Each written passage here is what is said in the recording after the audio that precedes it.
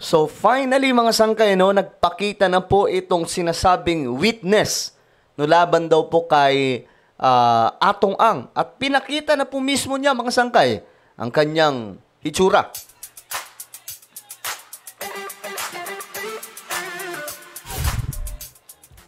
Hello, what's up guys? Magandang oras po sa inyong lahat. This is me, Sangkay Janjan. I'm back for another vlog today. So, ito nga po mga sangkay, pag-uusapan po natin ngayon itong patungkol po sa, as usual, mga sabungero. Pero ito kasi ngayon, mga sangkay, ay mayroon pong kasamang malaking pasabog. Ang sinasabing pinakamatinding witness laban po kay Atong Ang, na noon ay naka-blurred lamang po yung mukha. Ngayon, finally mga sangkay, nagpakita na po siya. At humarap mismo ito sa publiko. Ngayong araw lamang po nangyari. Pero bago tayo magtuloy-tuloy, paki-subscribe po muna yung ating YouTube channel. Guys, tayo na po ay nakarating sa 1.53 million subscribers. Padami po tayo ng padami, no? So, thank you so much for supporting. At alam nyo, guys, kayo ang dahilan kung bakit nakakagawa po tayo ng mga ganitong klaseng content. Sa mga hindi pa po dyan nakakapag-subscribe, makikita nyo po yung subscribe button sa baba ng video na to. I-click nyo lamang po yung subscribe, i-click ang bell, at i-click nyo po yung all. Sa mga nanonood po sa Facebook, i-follow nyo po yung ating Facebook page. Okay, guys, this is it. Tingnan po natin mga sangkay itong balita, no? Tungkol po dito sa nasabing mga sabungero na biglaan na lamang daw pong naglaho. Ngayon, ang witness ay nagpakita na po mga sangkay. Ito po yung nag-reveal. Ito yon. Yan po mismo siya mga sangkay. Ito. Yan, ito po yung whistleblower na si Julie Dondon Patidongan alias Totoy.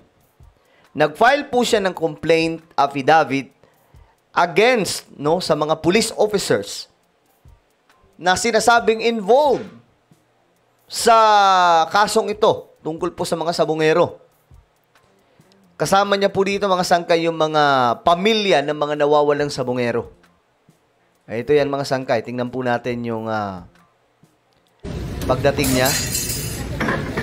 Ayan po mismo siya mga sangkay. Oh, ayan.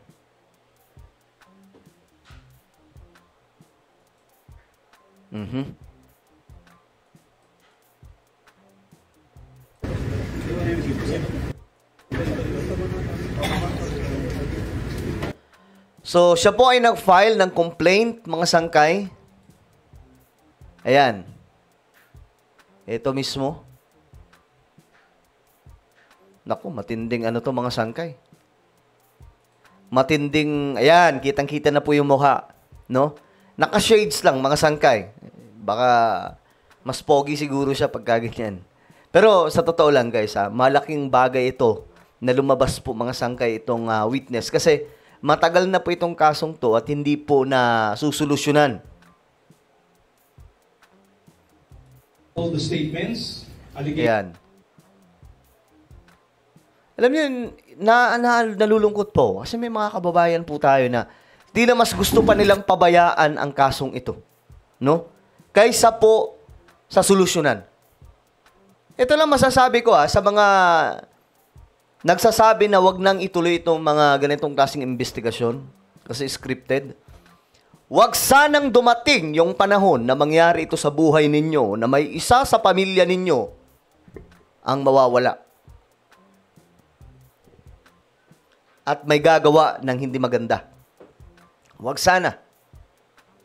Dahil mararamdaman ninyo ang hinagpis ng mga kaanak. Ito po yung mga kaanak. Huwag sana mangyari talaga. Pambihira, 34 na mga sabungero yan. Hindi lamang 34. Higit 100 pa raw. Diyos me, marmar. So ito po mga sangkay. Si alias Totoy, ito po yung mukha niya mismo. Ano po ang pinakamataas na rango, sir? Pwede ba natin banggitin yung mga rango nitong pulis na So, tinanong siya dito kung anong pinakamataas na ranggo. So, ito po yung mukha niya.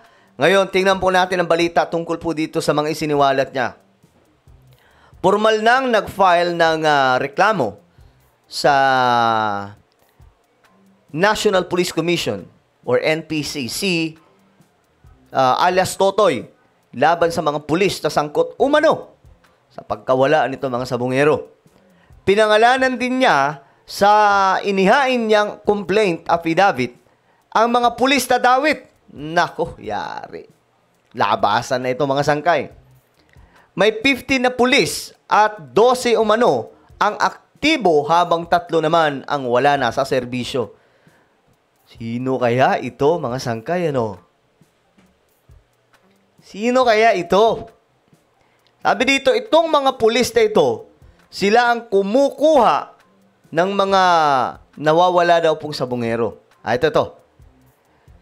Basahin natin yung sinabi niya. Itong mga pulis na ito, sila ang kumukuha ng mga missing sabungero. Galing sa farm. Sila ang nagdadala sa Taal Lake. Kasamang nagsampa ng reklamo ang ilang kaanak ng missing sabungeros. Si Alias Totoy ang nagsiwalat at na itinapon daw doon sa Taal Lake.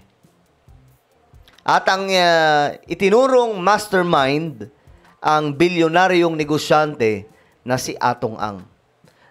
Dito nakatakip pa yung mukha oh. Pero wala na, ito na siya oh. Nagpakita na po talaga siya.